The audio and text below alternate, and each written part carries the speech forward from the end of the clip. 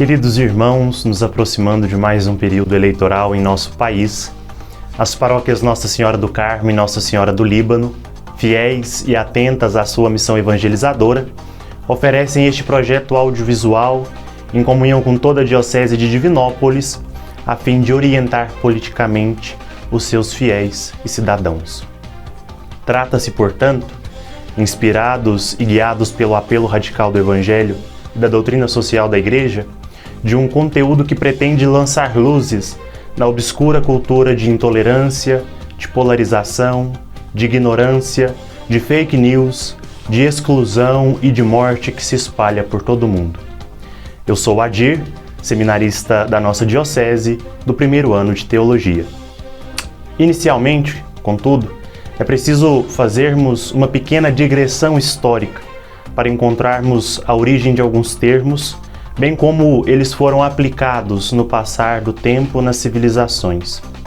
Para isso, buscaremos como fonte alguns pensadores, antigos e contemporâneos, que já desenvolveram trabalhos a este respeito.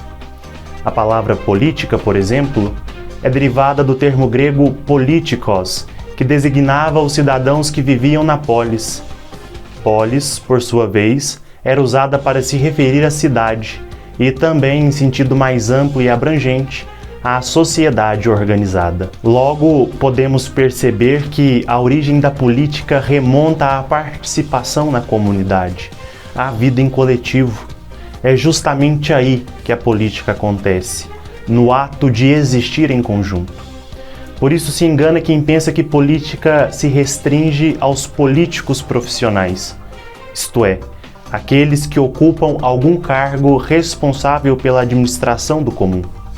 É neste cenário que Aristóteles, filósofo grego, definiu o homem como animal político, um ser que, inconscientemente, busca a vida em comunidade, porque suas necessidades materiais e emocionais só podem ser satisfeitas pela convivência com outras pessoas. Além disso, o animal político se diferencia dos outros bichos pela sua capacidade de se comunicar em nível complexo, diferente de outras espécies. Por meio da linguagem, o humano pode trocar ideias, imaginar o futuro, criar regras para compartilhar a mesma realidade. A política é de fato para todo mundo, e só temos a ganhar se incluirmos mais pessoas neste debate político. Toda uniformidade que se fecha ao que lhe é diferente se torna burra. Por isso a necessidade da inclusão da diversidade. A criatividade que brota daí surge como bom mecanismo para encontrarmos soluções para problemas.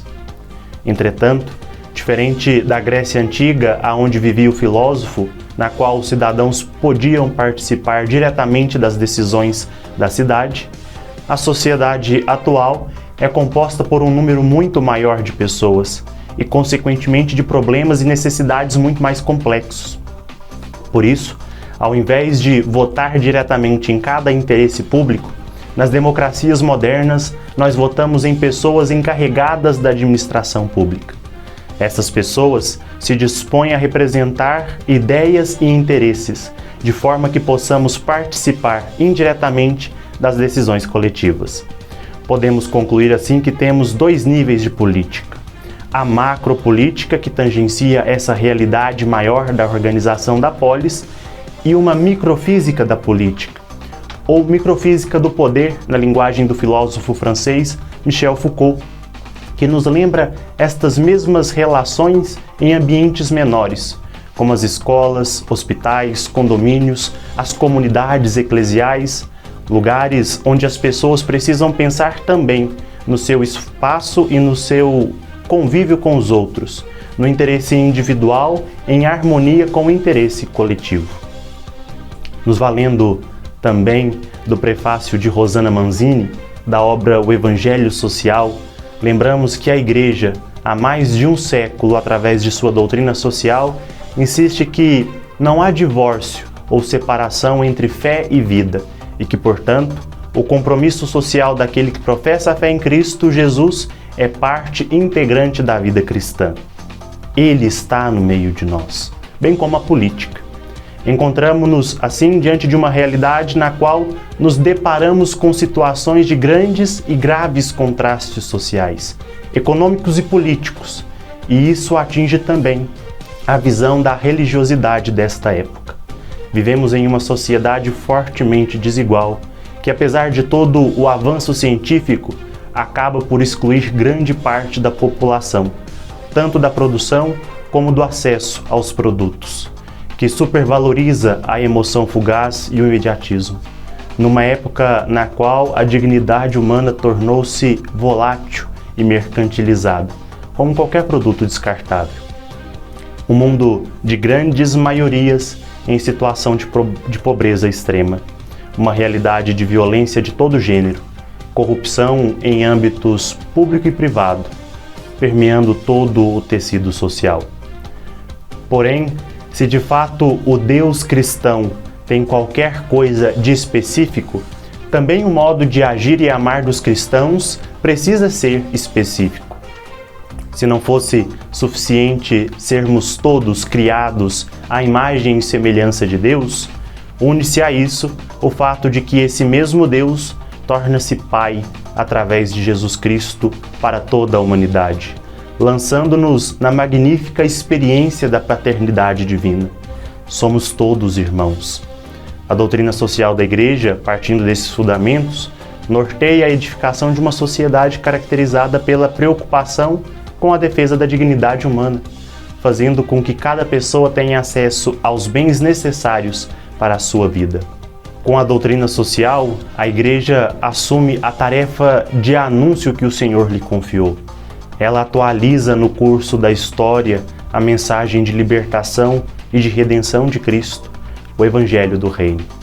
Dessa forma, a doutrina social da Igreja se pronunciará sempre contra o excesso de poder, seja do Estado, seja do mercado, que venha de algum modo a ofender a nossa dignidade. Ser cristão hoje, viver nossa vocação, supõe conhecer, estudar e traduzir este grande tesouro escondido, para colocá-lo em prática na vida diária.